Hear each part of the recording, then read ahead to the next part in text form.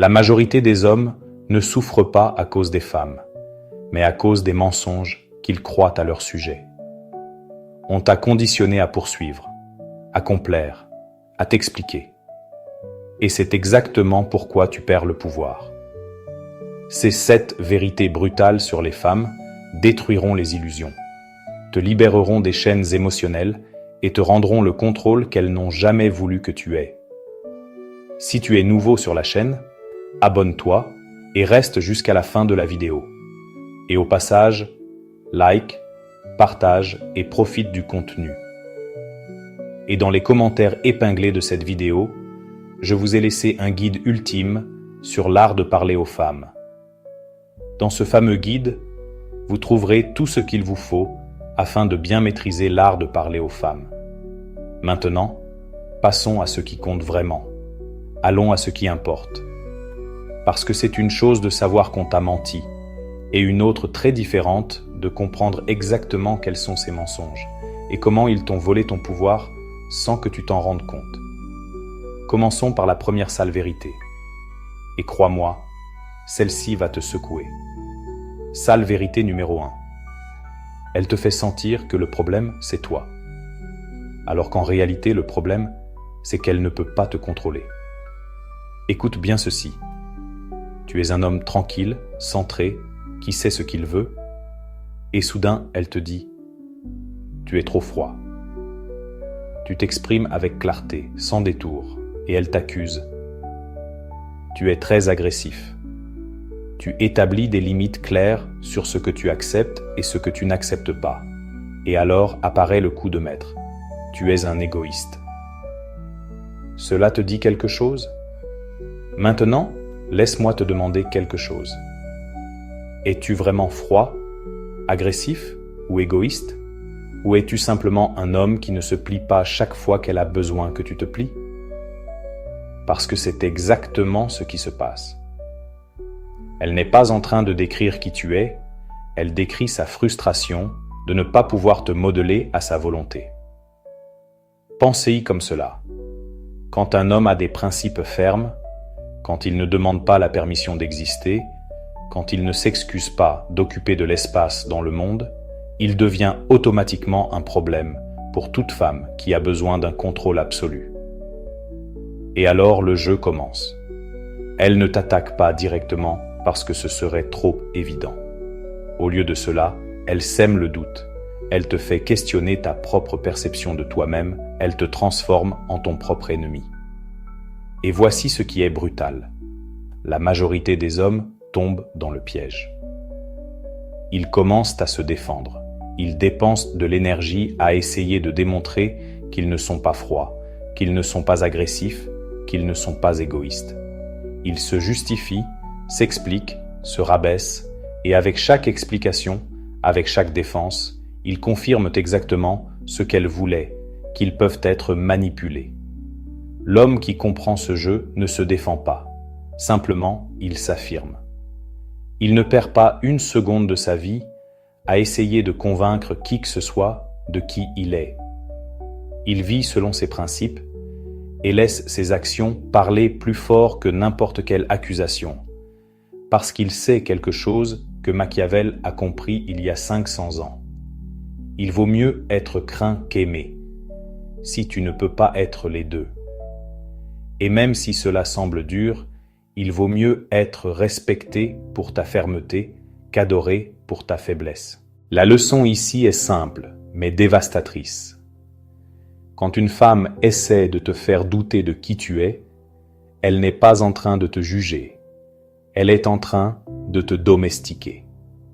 Et le seul antidote contre la domestication est de ne jamais, jamais demander la permission d'exister en tant que l'homme que tu es réellement.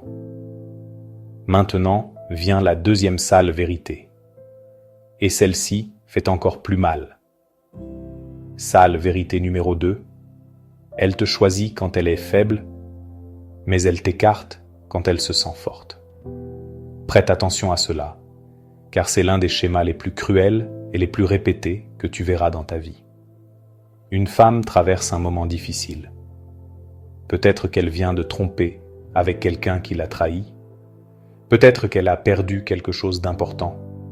Peut-être qu'elle est en pleine crise existentielle et ne sait pas qui elle est ni ce qu'elle veut. Et alors tu apparais. Tu es stable, tu es fiable, tu es ce procureur dont elle a désespérément besoin au milieu de la tempête. Elle se livre, elle te dit des choses qu'elle n'a jamais dites à personne. Elle promet que cette fois ce sera différent. Elle jure n'avoir jamais rien ressenti de tel. Et toi, parce que tu es un homme au bon cœur, tu la crois. Tu te livres aussi, tu construis, tu investis du temps, de l'énergie, des émotions. Et alors l'inévitable se produit. Elle récupère l'équilibre. Elle se stabilise. Elle se sent à nouveau forte, complète, maîtresse d'elle-même. Et juste au moment où tu penses que les bonnes choses vont enfin commencer, elle commence à s'éloigner. Petit à petit, presque imperceptiblement au début. Jusqu'à ce qu'un jour tu réalises que tu n'es plus au même endroit qu'avant. Pourquoi cela arrive-t-il? Qu'as-tu fait de mal? Rien, absolument rien. Parce que le problème n'est pas ce que tu as fait. Le problème est que son amour n'est jamais né de l'admiration. Il est né de la nécessité. Et quand la nécessité disparaît, l'amour s'évapore avec elle. Elle ne t'a pas choisi parce que tu étais extraordinaire. Elle t'a choisi parce que tu étais commode. Tu as été la béquille qui lui a permis de remarcher, et maintenant qu'elle marche à nouveau seule, elle n'a plus besoin de la béquille. Aussi simple que cela, aussi brutal que cela. L'homme ordinaire se sent trahi. Il se demande 1000 fois « Qu'ai-je fait de mal ? À quel moment tout a dérapé ?» Mais l'homme stratégique comprend la vérité depuis le début. C'était une béquille temporaire, pas une destination permanente. La leçon. Ne deviens jamais le refuge d'urgence d'une femme en crise. Offre ton soutien si tu veux, mais ne construis jamais rien de sérieux avec quelqu'un qui est à terre, parce que les relations qui naissent dans la faiblesse meurent dans la force. Toujours. Écoute, je sais que ces 2 premières vérités t'ont déjà remué quelque chose à l'intérieur. Et il en reste encore 5 autres, chacune plus révélatrice que la précédente. Mais avant de continuer, laisse-moi te demander quelque chose du fond du cœur. Cette chaîne n'a pas de sponsor. Aucune marque ne nous paie pour ce contenu.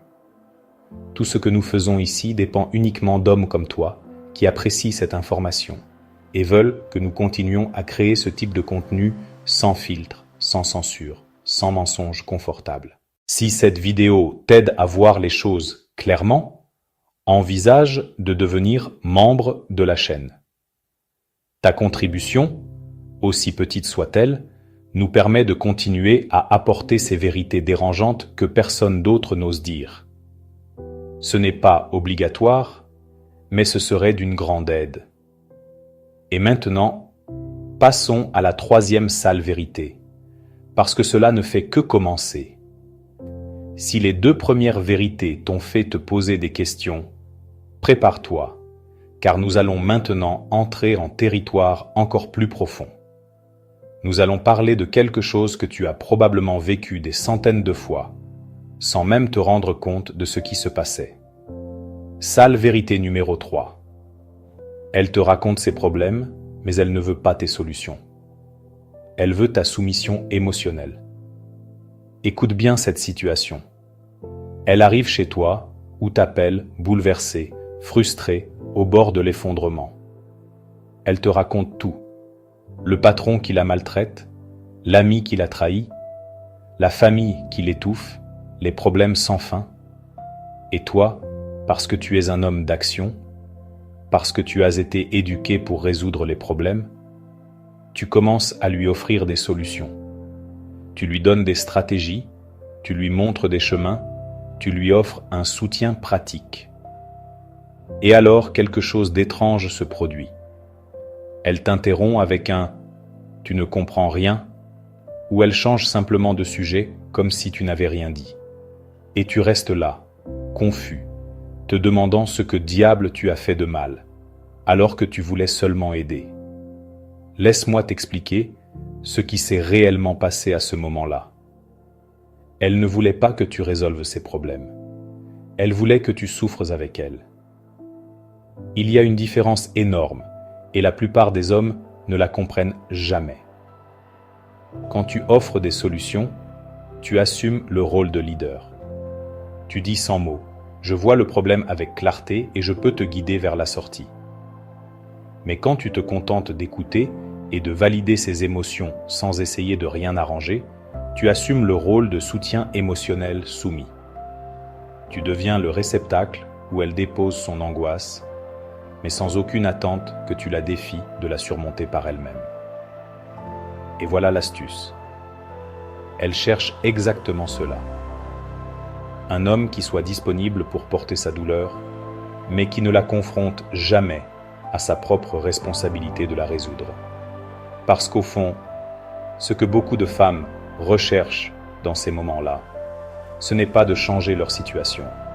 C'est la validation perpétuelle qu'elles sont victimes de cette situation. Maintenant, l'homme sage comprend cela et ne tombe pas dans le piège. Il écoute, oui, mais il ne se dissout pas dans le drame de celle-ci. Il ne devient pas son psychologue personnel, ni son conteneur émotionnel infini. Il écoute attentivement et dit ensuite quelque chose comme ceci. Cela semble réellement difficile, mais j'ai confiance que tu vas trouver le chemin, parce que tu es beaucoup plus forte que tu ne le crois en ce moment. Tu vois la différence ? Il n'offre pas de solution comme si elle en était incapable. Il ne s'enfonce pas non plus dans le puits avec elle. Il l'élève. Il lui rappelle son propre pouvoir. Et cela, ironiquement, c'est ce dont elle a réellement besoin, même si ce n'est pas ce qu'elle croit vouloir. La leçon ne soit pas son thérapeute gratuit, soit le miroir qui lui montre la femme puissante qu'elle a peur d'être. Maintenant, vient la 4e sale vérité, et celle-ci est particulièrement tordue. Sale vérité numéro 4. Elle te fait des éloges quand tu es loin, mais te corrige quand tu es proche. Remarque bien ce schéma, car il est brutal et extrêmement courant. Quand vous êtes séparés, que ce soit parce que tu vis dans une autre ville, parce que vous passez quelques jours sans vous voir, ou simplement parce que vous n'êtes pas physiquement ensemble, elle te dit des choses magnifiques. Elle te dit que tu es incroyable, différent, le meilleur homme que j'ai jamais connu. Elle t'idéalise.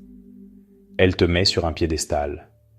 Mais au moment où vous êtes ensemble, dans le même espace, face à face, tout change. Soudain, tout ce que tu fais est mal. Tu parles trop fort. Pourquoi ne réfléchis-tu pas avant d'agir ? Vas-tu mûrir un jour ? Critique après critique, correction après correction. Comme si tu étais un projet inachevé qui a besoin d'être constamment poli. Ce n'est pas de l'incohérence. C'est un mécanisme de domination émotionnelle parfaitement calculé, bien que la plupart du temps, elle ne soit même pas consciente de le faire. Quand elle t'idéalise à distance, elle nourrit un fantasme. Mais quand tu es présent, elle a besoin de te réduire pour se sentir en contrôle. Parce que si tu es vraiment aussi extraordinaire qu'elle l'a dit, alors il existe un risque qu'elle ne soit pas suffisante pour toi. Et cela terrifie. Alors elle commence à te diminuer. Pas de manière évidente, car ce serait trop flagrant. Elle le fait avec des commentaires apparemment innocents, avec des observations qui ressemblent à de l'inquiétude, mais qui sont en réalité des attaques déguisées. Et l'objectif est toujours le même, maintenir un échelon en dessous d'elle dans la hiérarchie émotionnelle de la relation. L'homme faible s'adapte à cela. Il commence à moduler sa voix. Il supprime son énergie naturelle. Il se fait plus petit pour tenir dans l'espace qu'elle lui permet d'occuper.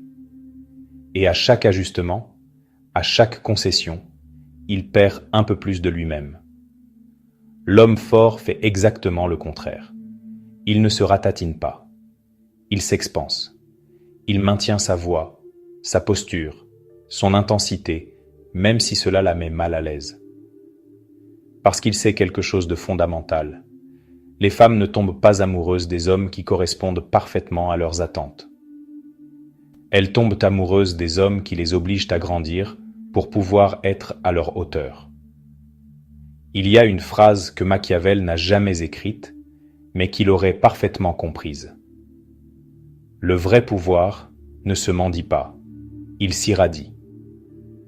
Et un homme qui irradie le pouvoir ne se réduit jamais pour mettre à l'aise quelqu'un qui n'est pas prêt à le recevoir. La leçon, ne réduis jamais ton essence pour plaire. Si elle ne t'aime que lorsque tu es absent, elle a probablement seulement besoin de l'idée de toi, pas de l'homme réel que tu es. Ces 4 vérités sont déjà suffisantes pour que tu commences à voir des schémas qui étaient auparavant invisibles. Et il en reste encore 3 autres qui vont finir de compléter la carte. Mais avant de continuer, laisse-moi te demander quelque chose. Dans les commentaires, laisse un conseil, une leçon, quelque chose que tu as appris avec le temps et qui pourrait aider d'autres hommes qui traversent la même chose que tu as traversée. Parce que cette communauté se construit avec l'expérience de tous, pas seulement avec mes mots. Maintenant, passons à la 5e sale vérité. Jusqu'ici, tu as déjà vu comment elle essaye de te contrôler par la manipulation subtile. Comment elle t'utilise quand elle a besoin de toi et t'écarte quand ce n'est plus le cas. Comment elle cherche ta soumission émotionnelle déguisée en soutien.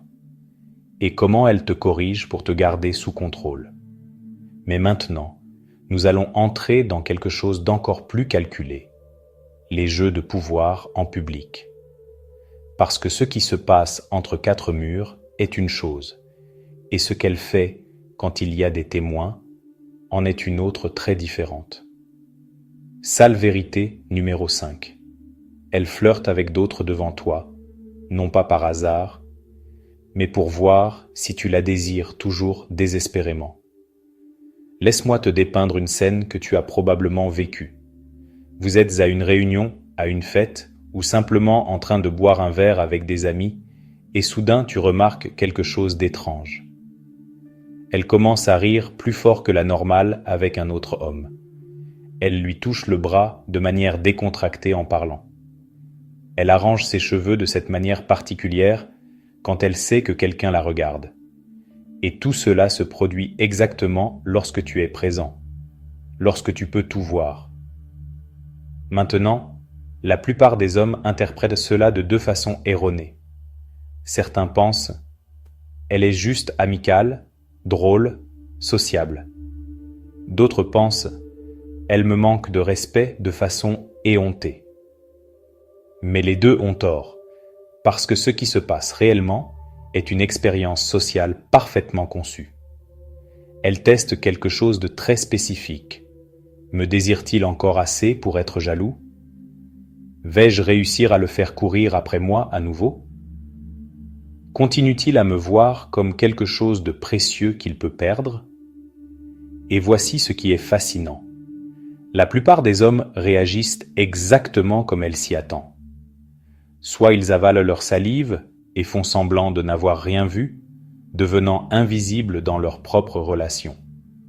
Soit ils explosent en jalousie toxique, démontrant qu'ils sont complètement hors de contrôle. Dans les 2 cas, elle gagne parce qu'elle a confirmé ce qu'elle voulait savoir, qu'elle peut te manipuler émotionnellement. Mais l'homme qui comprend le jeu ne réagit pas. Il observe, il garde sa posture tranquille, il sourit même calmement, comme s'il regardait une pièce de théâtre prévisible. Et si elle lui demande après avec cette voix innocente « Cela ne te dérange pas ?» Il répond par quelque chose de terriblement simple. « Je m'intéresse aux femmes qui choisissent d'être avec moi, pas à celles qui ont besoin d'un public pour se sentir désirables. » Cette réponse change tout, car il lui dit, sans le dire directement, « Tes petits jeux ne fonctionnent pas avec moi. Je ne suis pas en compétition pour l'attention. Je suis l'option, pas le compétiteur. » Et cela, crois-moi, cela la déstabilise complètement. Les femmes ne veulent pas d'un homme qui les contrôle avec une jalousie maladive. mais elles ne veulent pas non plus d'un homme si indifférent que rien ne lui importe. Ce qu'elles veulent vraiment, c'est un homme qui n'a pas besoin de les contrôler, parce qu'il sait qu'il est irremplaçable. Et quand tu atteins ce niveau de sécurité intérieure, les jeux de celles-ci perdent tout leur pouvoir. La leçon, quand elle cherche la validation des autres devant toi, ne la punis pas, ignore-la. Parce que la pire punition pour une femme qui joue avec l'attention est de découvrir que toi, tu ne joues plus. Maintenant, vient la 6e sale vérité. Et celle-ci est particulièrement douloureuse car beaucoup d'hommes tombent dans ce piège encore et encore.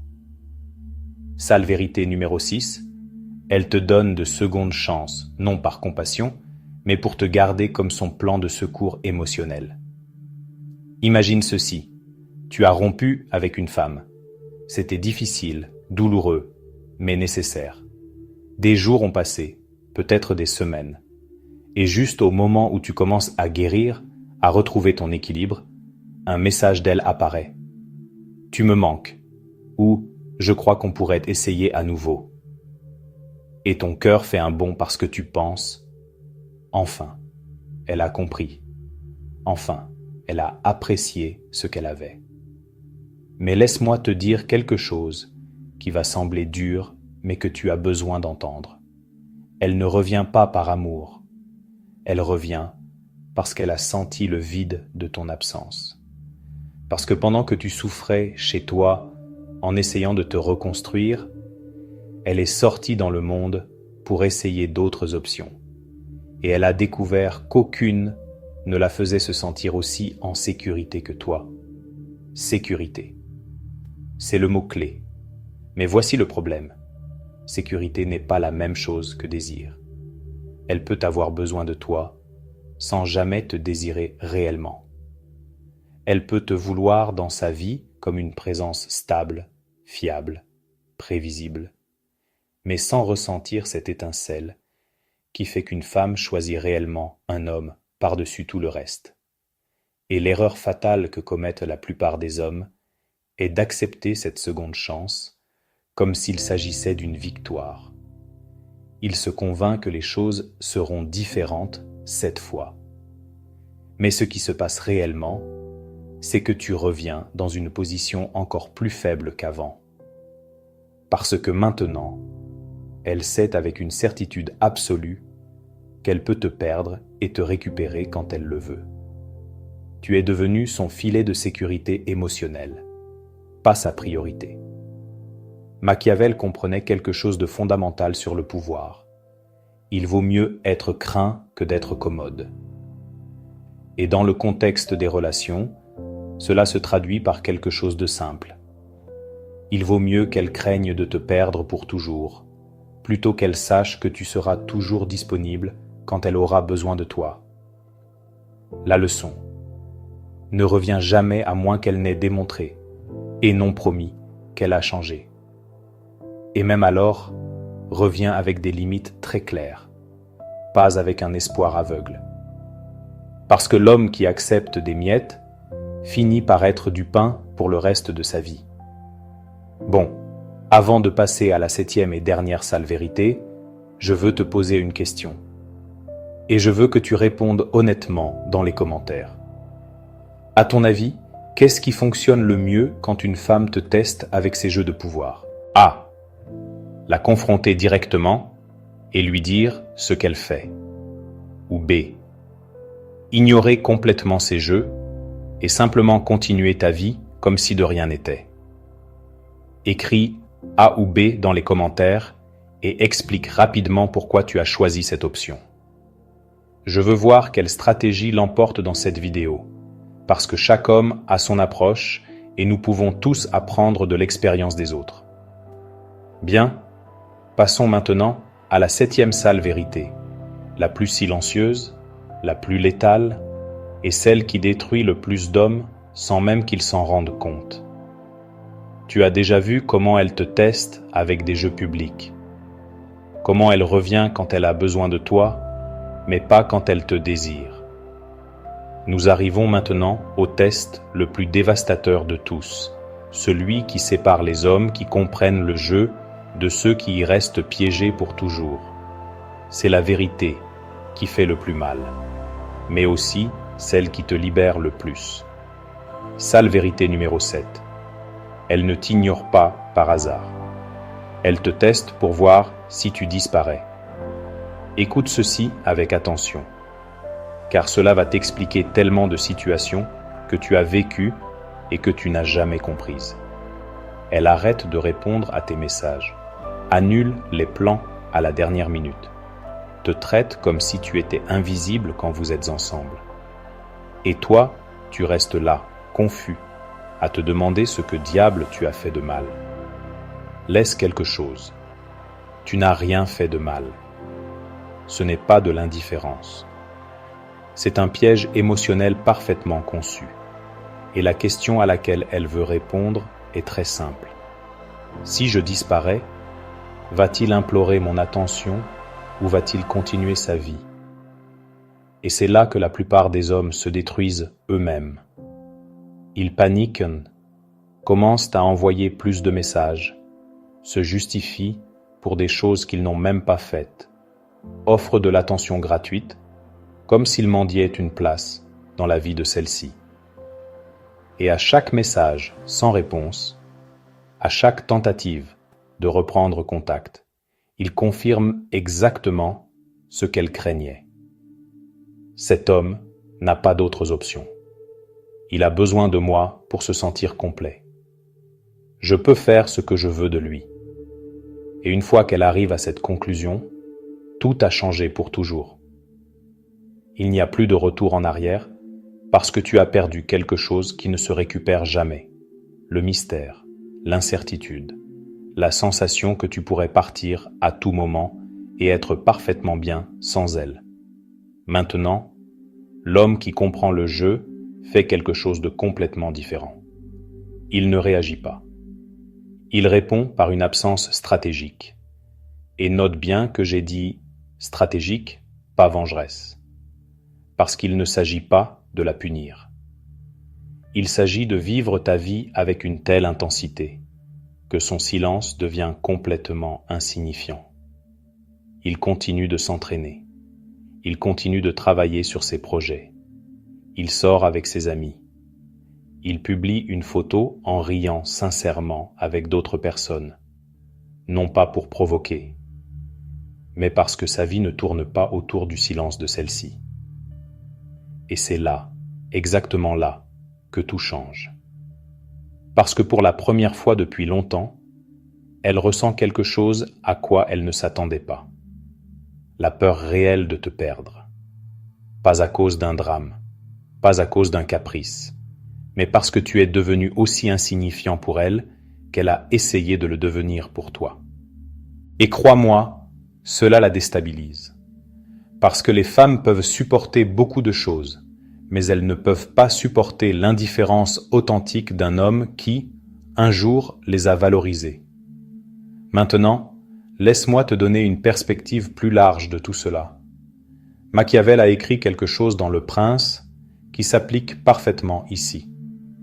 Bien qu'il parlât de politique, pas de relations, il disait qu'il est plus sûr d'être craint que d'être aimé si l'on ne peut être les deux. Dans le contexte des relations modernes, cela se traduit ainsi. Il vaut mieux qu'elle craigne de te perdre pour toujours, plutôt qu'elle sache avec certitude que tu seras toujours là à l'attendre. Le pouvoir n'est pas dans la poursuite. Le pouvoir est d'être poursuivi.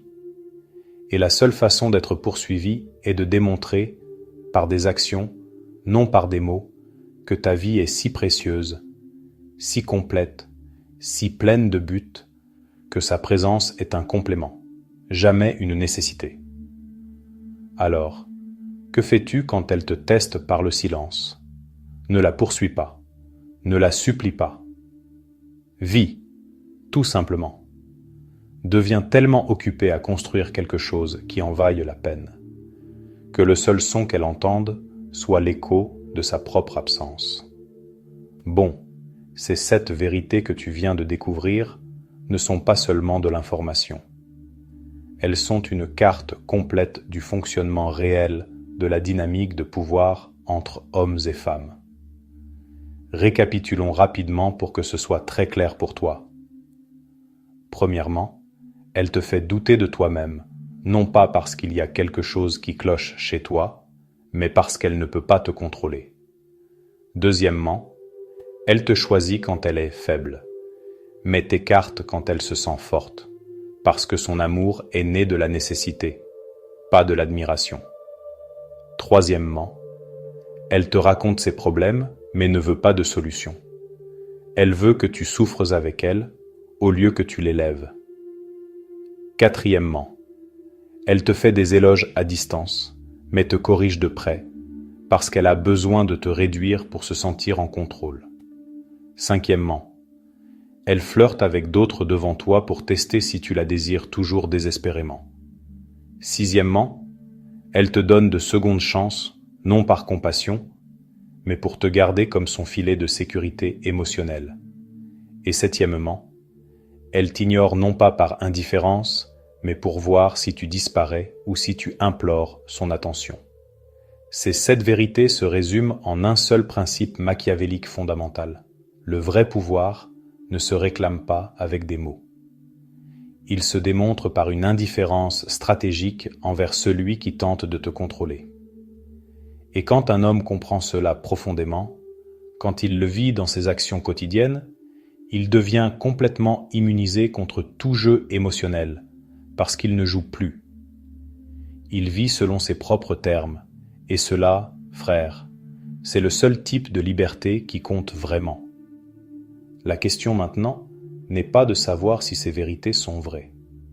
La question est, vas-tu continuer à vivre comme si elles ne l'étaient pas, ou vas-tu commencer à les appliquer dès aujourd'hui ? Parce que connaître ces vérités n'est que le début.